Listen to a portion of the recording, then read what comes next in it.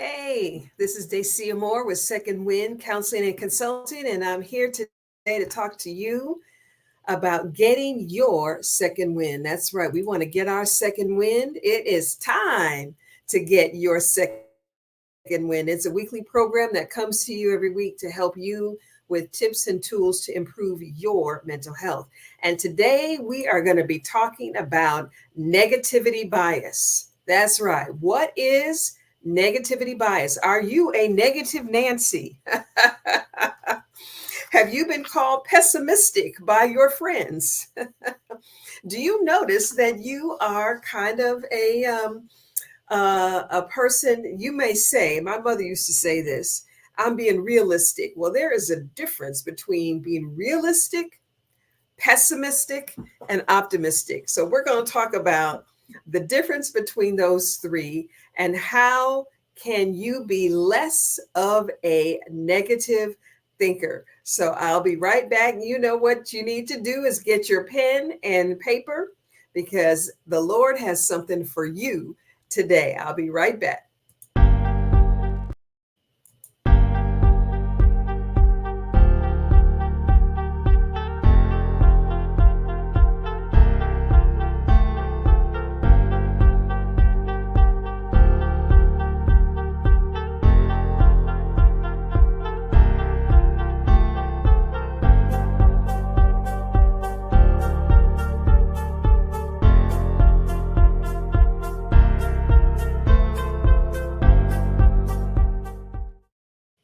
Well, welcome to the weekly program, Get Your Second Win. My name is Dacia Moore. I am a licensed professional counselor, life coach, and I am here today to help you get your second win by giving you tips and tools to help make the rest of your life the best of your life.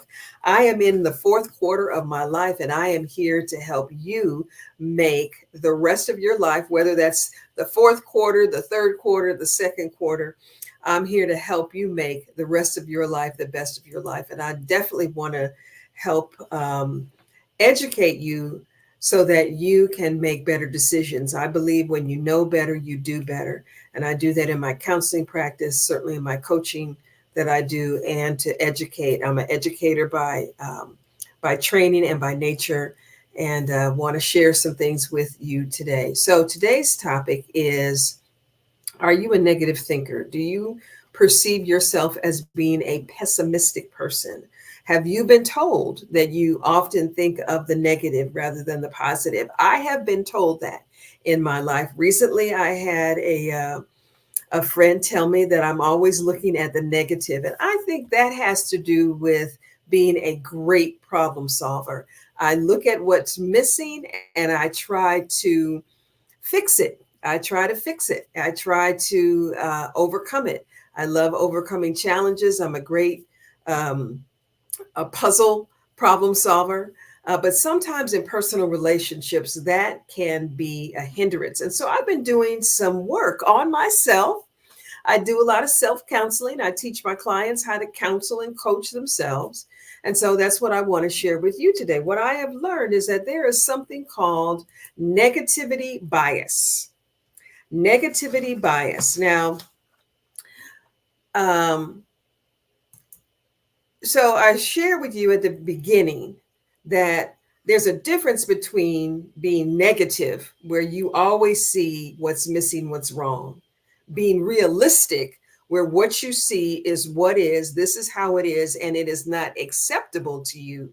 And then being optimistic, which might be the glass half full, and you say, well, things can get better, and you keep hope alive. And all of those are fine. We want to kind of veer away from being pessimistic to being realistic, where we are looking at what is, and either we accept what is or we make a new decision.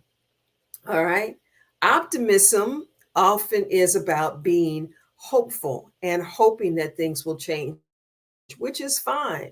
Pessimism is seeing the glass half empty. And that is a perspective that you have where you are always looking at not only what's missing, perhaps in a relationship or in a situation, but you also don't believe that things will get better.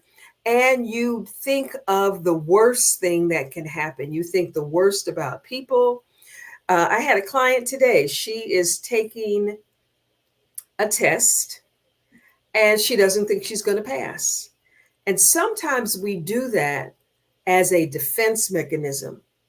We do it to shield our ego because if we don't pass the test, then it's like, well, I didn't think I was going to pass the test. But as I talked to her today, I said, and we discussed, if you have the option, how about thinking optimistically about taking the test and being hopeful that you will pass it? And she said, that's a good idea. So I want you to be aware of what is negativity bias so you can identify it in your thinking. So what is negativity bias? Let me share with you some definitions that I received or that I read in my research. Negativity bias is the propensity to attend to, pay attention to, learn from, and use negative information far more than positive information. So it's kind of like you have this negative bent where you see everything not only from a negative filter, but you pay attention to negative things, you pay attention to negative information, and you give that more weight than the positive. All right. Now, some of the research suggests that we experience negativity bias because it's an evolutionary kind of thing. Now, I believe in creationism, but it also could be that when we were living in the age of dinosaurs or in the age of less technology, that it was an adaptive function where we would have to look at what might go wrong, what threats might be out there so that you can protect yourself. So it's kind of a protective idea. It's a protective um, filter that we have, but we are no longer living in those situations. And it is important. And what I want you to think about and for you to do is to be aware, are you experiencing negativity bias on a regular basis? Are you looking at what's wrong, what's missing, the worst thing that can happen? I have several clients who jump to the worst possible outcome. They are going to take a test. I'm going to fail the test. They are in a new relationship. It's not going to work out. They want to get a new job. I'm not going to get promoted. My boss is not going to listen to me. I remember when I taught at Penn Valley Community College many years ago as an adjunct professor and I was teaching a psychology class. I would often pay attention to the students who were not paying attention, right? Okay, so I'm up there teaching the class and teaching everybody, and I have a group of students who are engaged. You always have three groups of students in a class: those who are engaged, those who are kind of in the middle, and then those who are disengaged.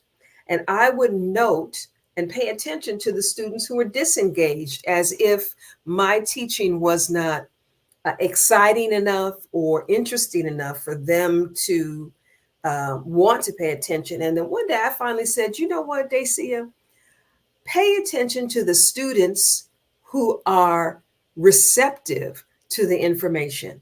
Give more energy and attention to the students who are listening to you, and don't worry about those students who are not listening to you. So let me give you some other examples of negativity bias that you might experience, and you can put it in the comment section if you resonate, if any of these resonate with you. All right, some examples of negativity bias include: I don't belong. I'm a fake. I feel like an imposter. When actually you have done a great job. Let's say that you got a performance evaluation. Your boss gave you a great performance report, except on one item. And you can't let go. You can't seem to let go of that one negative comment. Okay. That's an example of giving more attention to that one negative comment instead of those 9 positive comments that you received on that performance evaluation. And then believing that if I were good enough, I would have gotten 100%. I would have gotten a 10. I would have knocked it out the park. All my students would be engaged and they would be like in awe of my teaching strategies, right? That's never going to happen. We all play to mixed reviews. So negativity bias can really mess with your self-esteem. It can mess with your ego. It can mess with your self-worth. Another example, let's say that you heard somebody was talking negatively about you, ruminating and thinking about the insults that somebody might be saying about you instead of all these other people over here who think you're a wonderful person. So paying more attention to the insults or the negative comments, dwelling on negative events. Now, how often do you reflect and rehearse that negative event, that negative conversation, that disappointment that you experienced, that regret that you're feeling? How often do you roll that around in your head? You dwell on past negative experiences instead of pleasant ones. I had the experience one time. I was working with a client, and boy, she was just really struggling with her self-esteem. And she could list all of the things that she needed to work on, all of the ways that she was less than, all of her weaknesses. And I said, you know what? Let's shift your storyline, because we think in story, we think in narrative. And the story that she had about herself and her life was she basically had cherry picked all of the negative experiences and put them together. So whenever she thought about her life, she would pull up these different negative experiences that she had throughout her life. That is an example of negativity bias. Now, what I tell people when I work with them, especially women, is we want to tell ourselves the whole truth and nothing but the truth. So help you God. And so what I said to her is, let's write down. Her homework was, and your homework, if you choose to do this, is to write down all of the good decisions that you've made, all of the positive things that have happened in your life, all of the good things that are in your life right now. Instead of reflecting and thinking about your story from a negative perspective, how about if you write your story from a positive perspective? How about that? And she said, well, it's going to be hard. And we are still working together, and she is still trying. But the point is that you are not all bad. You are not all good. But learning how to be more balanced and to be less negative, to give so much attention to the negative. And for me as a problem solver, it takes effort to not look at what's missing so that I can fix it, or so that it can be fixed, so that things can be better. You know, if I'm in relationship with somebody, I want things to be great, right? I want to have a great time. I want to go to a great restaurant. I want us to have wonderful conversations. I want us to be connected and have wonderful intimacy, not physical, emotional intimacy. But if that is not happening, then we want to try to move in that direction. You know, that's one reason why I do these Get Your Second Win shows, because we can always get better. We are always growing. You will never be finished working on yourself. Okay. And so negativity bias isn't necessarily looking at what needs to be fixed. It is really focusing on in a soul-like fashion where that's the only thing you see. So it's very unbalanced. Okay. We want to be realistic And like I was sharing with you with this client, she was looking at all of the negative. And I said, you've got to balance that out. Let's tell ourselves the truth, the whole truth, and nothing but the truth. So help you God. So don't just look at the negative. Let's look at the whole picture and let's try to be a little bit more balanced. So, negativity bias, again, is the propensity to look at the negative. And if you find that that seems to be kind of your bent or your personality, here are some things that can help you to be better. Okay. Number one is self awareness. You can begin to pay attention to your self talk and become aware as you check in with yourself. And let's say that this happened to me just the other day. I was having a conversation with somebody and I noticed myself thinking something kind of critical. And I said, Dacia, stop it. Let's think of the positive. So in that moment, no words came out of my mouth, but in my thinking, I had to make a shift and be more graceful, more forgiving, more compassionate to myself and to the other person. So one way you can overcome negativity bias is by becoming aware of your thinking. Everything you think isn't true. All right. They're just thoughts. Your thoughts are not who you are. Okay. Your thoughts, they're just thoughts. Emotions are just emotions. Now they comprise part of who you are, but your thoughts are not who you are. So you can think something. I don't know if you've ever had the experience where you've thought some crazy things and you think, oh my God, why was I thinking that? Because thoughts come into our minds. And then from a Christian perspective, we have an enemy. We have an entity that wants to destroy us. So being aware of your thoughts and then correcting them. Wait, no, I'm not going to think that. That's not right. Let me put my positive filter on. That's point number 2. Put a positive filter on and try to look at it from the opposite perspective. If you happen to be kind of a negative person, then you can ask yourself, what is the positive side of this story? What is the positive side of of this situation? What is the positive side of this relationship? Now, that doesn't mean you have to stay in something because it's not working for you. But what I'm saying is to have balance. All right. Don't be all negative. And we don't want to live in Pollyanna land because that's not helpful either. So self-awareness is number 1. Mindfulness, where you're breathing, you're meditating, and mindfulness helps you to be in the moment, but also to not own your thoughts and feelings, but to look at them objectively from the outside and think, is that something I still want to think? Kind of like what I said just a few minutes ago. You are not your thoughts. You are not your feelings. Those are just things that interact with your body that happen to you. But when you are more mindful, you can take that thought and say, you know what? I don't want to think that anymore. That's not really what I'm trying to do. I'm trying to be more positive. I am trying to be less negative. And you can actually put that as an affirmation. That would be point number 3.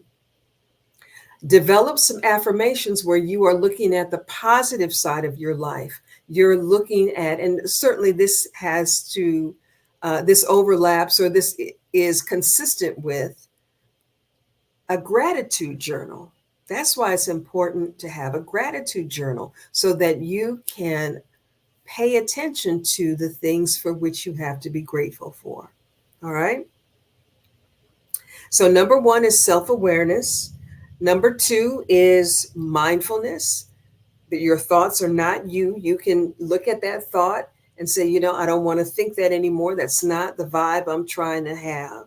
Number 3 is affirmations, speaking about who you're becoming. I am becoming a more positive person. Cognitive restructuring, that's a fancy word or name. 2 words. Cognitive restructuring are fancy words to change your language, change the story, change what you're saying to yourself.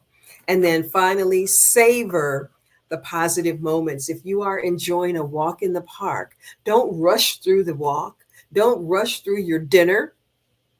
A lot of Americans rush through their meals. If you eat your meal, your lunch at your desk, and you're just woofing it down, try to stop, slow down, take a walk outside, enjoy what's outside, enjoy nature, enjoy your lunch, enjoy your dinner, savor those positive moments. So those are some ways to overcome negativity bias. And again, negativity bias is where we ruminate or concentrate on the bad thing that was said about us, or the insult, or the unpleasant event. And you just keep thinking about what he said, what she said, what he did, what she did, instead of saying, you know what, it's over. I'm going to deal with that in a positive, healthy way. But I am going to think positively about myself and about my situation. Now, listen, I know you understand those words, and intellectually you understand what I'm saying, but it is a very, very difficult situation. So we've gone through some examples of negativity bias. I have given you some reasons why we experience it. We have talked about the definition. If you would like to learn more, because I do these weekly YouTube videos. You can connect with me on social media, Facebook, Instagram, and YouTube. Feel free to sign up for my monthly e-newsletter. Secondwindcc.com is the website.